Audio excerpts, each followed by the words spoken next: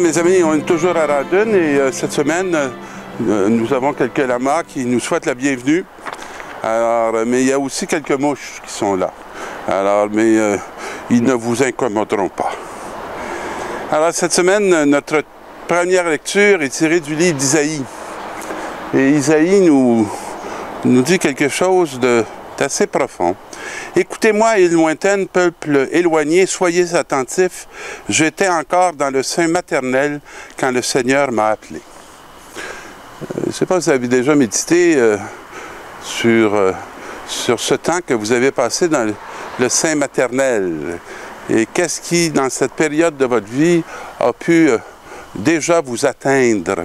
J'ai fait l'expérience parfois avec des personnes, et c'est assez impressionnant ce que l'on peut découvrir et toutes les incidences dans notre vie présente de ce qui est arrivé pendant qu'on était dans le sein maternel. Et il m'a appelé.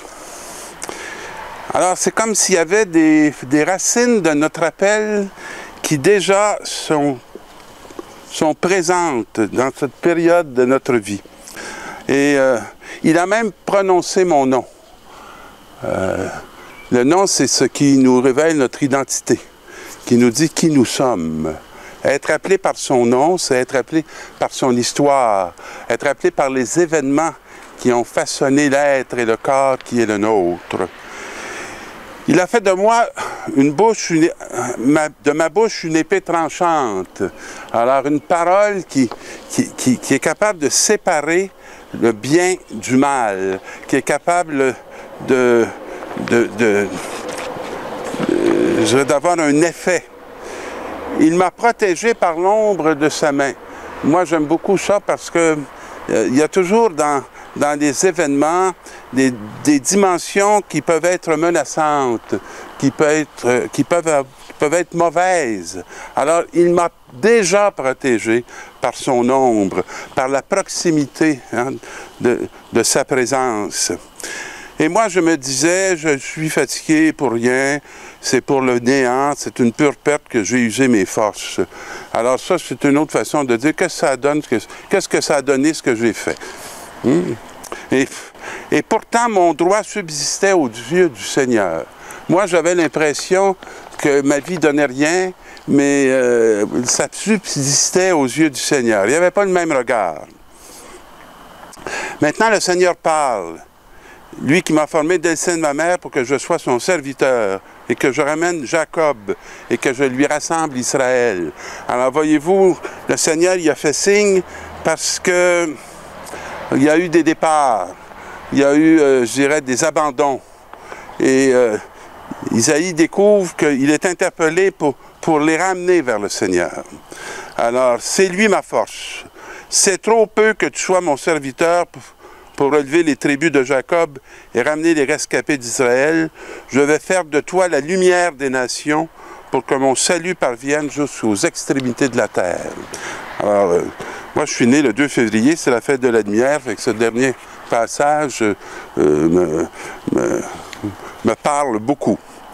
Et la deuxième lecture, c'est dans la synagogue d'Antioche de Pisidie.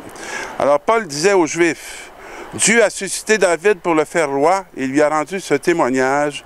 J'ai trouvé David, fils de Jessé. C'est un homme selon mon cœur. Alors, c'est intéressant qu'on nous dise qu'il est selon le cœur de Dieu, ce David. Pourtant, il était un grand pécheur. Mais comme il était de son cœur, il a aussi été capable de demander pardon. Il a été capable de reconnaître les torts, le mal qu'il a fait. Il a été capable de revenir au Seigneur et d'être conscient, je dirais, de son orgueil et de demander l'humilité. Alors Dieu a fait sortir de sa descendance un sauveur pour Israël, Jésus, dont Jean-Baptiste a préparé la venue en proclamant avant lui un baptême de conversion pour tout le peuple d'Israël. Belle image, l'image significative pour le peuple, je dirais, québécois, puisque c'est notre patron. Chaque année, on fête la Saint-Jean-Baptiste, c'est pour ça.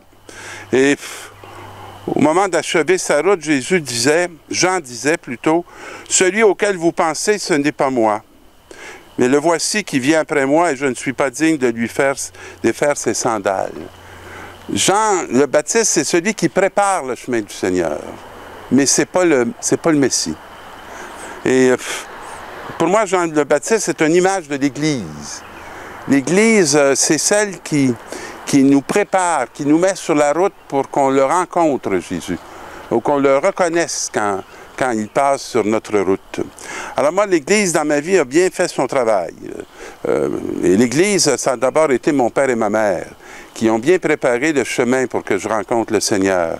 Ça a été beaucoup de mes éducateurs dans les écoles, tant élémentaires que secondaires.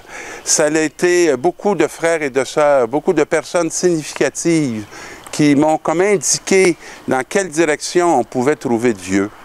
Et j'ai rencontré Jésus. Mais je l'ai rencontré parce qu'ils m'y ont préparé. Et je ne m'attends pas que ceux qui m'y ont préparé soient Jésus. Et je ne peux pas être déçu parfois de leurs péchés parce que ce ne sont pas eux qui sont sans péché, mais c'est bien celui vers lequel ils nous conduisaient, Jésus le Christ.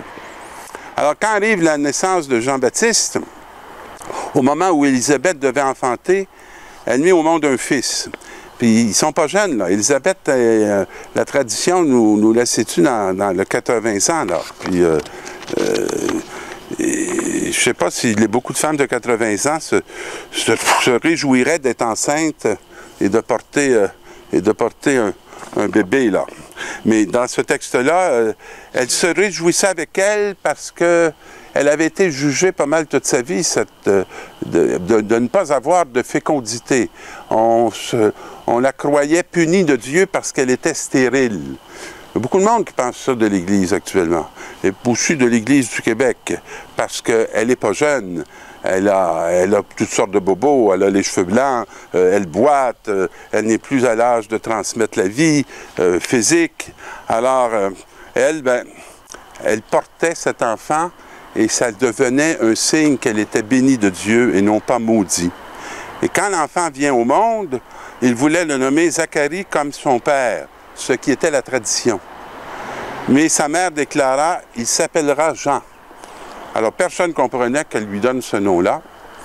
Et alors, on porte un parchemin à notre ami le père Zacharie pour dire c'est quoi, quel sera son nom.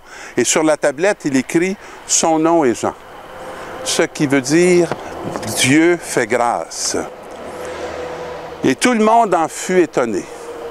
Alors, on voit déjà qu'il y a une continuité et qu'il y a une rupture. Rupture dans la tradition et continuité dans le dessein de Dieu. Je pense que j'appartiens à une Église qui est une Église qui est à ce point de l'histoire aussi, où il y a un dessein de Dieu qui a à se continuer, qui nous vient d'Église, mais qui a une rupture dans notre façon qu'on est appelé à faire Église, par rapport même à un passé récent. Alors, tous ceux qui apprenaient en étaient frappés et disaient « Que sera donc cet enfant ?» Et j'aime porter un regard sur la réalité ecclésiale qui est en train de naître, qui est toute petite, et dire « Que sera cette Église ?» Quel avenir nous annoncent ceux qui, dans leur jeunesse, sont en train de prendre le relais? En effet, la main du Seigneur était avec lui. C'est ça qui est capital.